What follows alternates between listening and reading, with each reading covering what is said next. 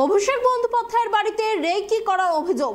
কলকাতা পুলিশের জালে সন্দেহভাজন এক অভিযুক্তের নাম রাজারাম রেজে। ধৃতকে মুম্বাই থেকে গ্রেপ্তার করে কলকাতা পুলিশের এসটিএফ শাখা। ধৃতের বিরুদ্ধে 26/11 মামলার মাস্টারমাইন্ড ডেভিড এবং কোলম্যান হ্যাডলির সঙ্গে এর আগে মুম্বাইতে দেখা করার অভিযোগ রয়েছে। স্বাভাবিকভাবেই ধৃতের সঙ্গে জঙ্গি যোগের সন্দেহ ক্রমশ জোরালো হচ্ছে।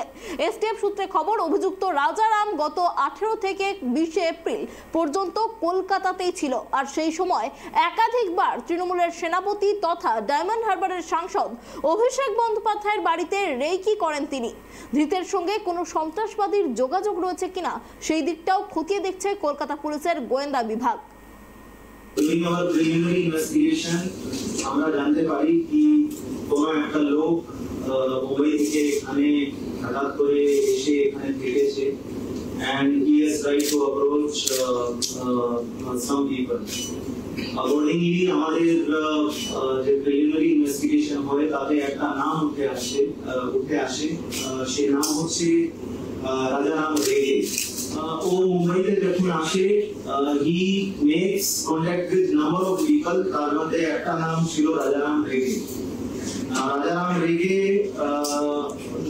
তখন নিজের পরিচয় দিয়েছিল কি ও একটা পলিটিক্যাল পার্টির সঙ্গে যুক্ত আছে এবং খুব পলিটিক্যাল ইম্পর্টেন্ট লোক মুম্বাইয়ের ইম্পর্টেন্ট লোকেদের সাথে ও ডেভিড হেডলি দেখা করে দেবে।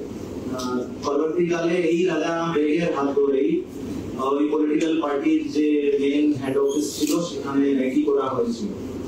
শেক্সপিয়ার সার্কিট থানা এলাকায় ওখানে দুদিন ছিল এবং এটা আমাদের এখন subject to our investigation.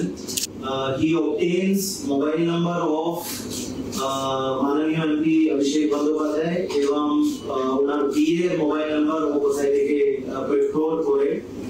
He even tried to make contact with honorable MP and his PA.